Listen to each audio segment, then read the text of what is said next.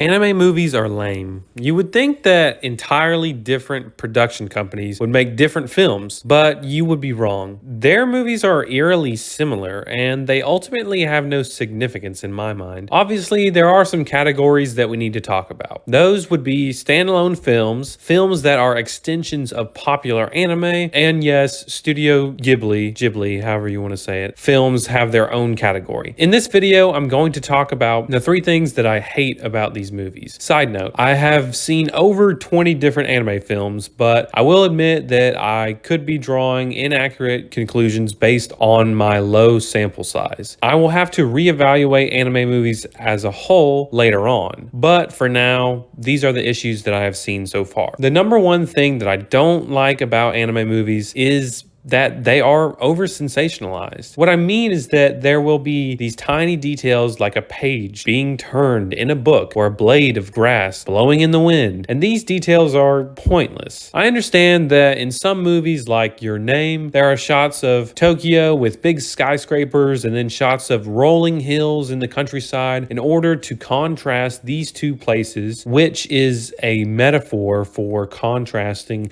the two characters of the movie. I'm talking about those little shots of the sky where nothing happens. Many times in movies like Spirited Away, a character will purposefully be there for shock value. It just seems like these movies are geared to elicit certain responses from you, but they don't focus on the actual story. I get it. These movies are made for the big screen. Some of these movies are made for a younger audience. They have extra shots in them just because they can, but just because you can do something doesn't mean you should. The incredible and high-end animation turns out to be an added feature, not fully integrated into the story. A good example is the action scenes in One Piece movies. They can easily integrate better animation into the fighting scenes that are already written into the script. Speaking of One Piece movies, let's get into my next point. 99% of all movies that are extensions of already ongoing anime are non-canon. For example, in the movie Naruto the movie, Blood Prison, Naruto is sent to a prison for supposedly attacking the 4th Raikage, but that never happened in the official Naruto story. The anime has its own timeline and events that occur only in that storyline. The movies did not happen. They are just extra stories that maybe could have happened in an alternate timeline, but they don't actually have anything to do with the main storyline of Naruto or Naruto Shippuden. The only technical exception to this rule is the movie Naruto the Last. Those events did happen in Naruto Shippuden's timeline, but they are never really referenced in the anime as much like usual non-canon movies. They don't really reference them because they didn't technically happen, but Naruto the Last, that movie and those events that occurred, they actually happened. Kishimoto, the creator of Naruto, had direct involvement in Naruto the Last, so it is officially a part of the timeline. Naruto the Last is a rare exception of anime producing movies that are canon. If a movie is not canon, then why would I need to watch it? It doesn't add anything to the plot. It's just a wacky what-if scenario that ultimately doesn't change anything about the characters or the plot. That's why I don't care about many franchise movies such as Fairy Tail, One Piece, Naruto, etc. But I will say some of the movies are really good. One example would be My Hero Academia's 3rd movie, World Heroes Mission. Another example would be One Piece Red and Dragon Ball Super Broly. Then again, One Piece Red and the Broly movies at least have some canon content to them. Uta, the main character in One Piece Red, she is canon, but nothing else in the movie is canon. So all of those events, they didn't actually take place in the One Piece timeline. Uta, she is technically a character in One Piece. They just haven't really fleshed out her background yet. The Broly movie as well is canon. And the World Heroes mission for My Hero Academia, that movie was a really good story. And it was unique enough to overshadow the fact that it didn't actually happen in the anime timeline. So there are some exceptions, yes. But in general, I don't think these movies are entertaining or purposeful. Okay, let's talk about the most annoying aspect aspect of anime movies. Why do half of them deal with time travel? Am I watching the wrong movies, or does Japan have a ridiculous fascination with time travel? Bunny Girl Senpai movie, Naruto Shippuden, The Lost Tower, Your Name, and pretty much every Pokemon movie. Look, time travel is a trope that extends all the way back to before movies were made. Even Edgar Allan Poe wrote about time travel in his short story A Tale of the Ragged Mountains. But I don't like time travel. It's fine if someone uses it in their movie, but it's not my personal favorite trope. When I started watching anime movies, a good plurality of them involved time travel. I was heavily annoyed. It's so overused nowadays. Let me know in the comments what you guys think about this. So there you have it. A few reasons why anime movies aren't my favorite thing to watch. I always find myself dreading to watch critically acclaimed anime movies because they all seem pretty much the same, especially the movies that are extensions of well-known anime franchises. Of course, there are exceptions, but most of the time, I would much rather watch anime shows, which is weird because I don't typically like watching live-action shows, rather live-action movies. Anyways, special shout out to the art style of Words Bubble Up Like Soda Pop. It's a boring movie, but brilliant artwork and an amazing color palette. Please remember to like and subscribe. Until my next video, this is Eagle-Eyed Samurai, signing off.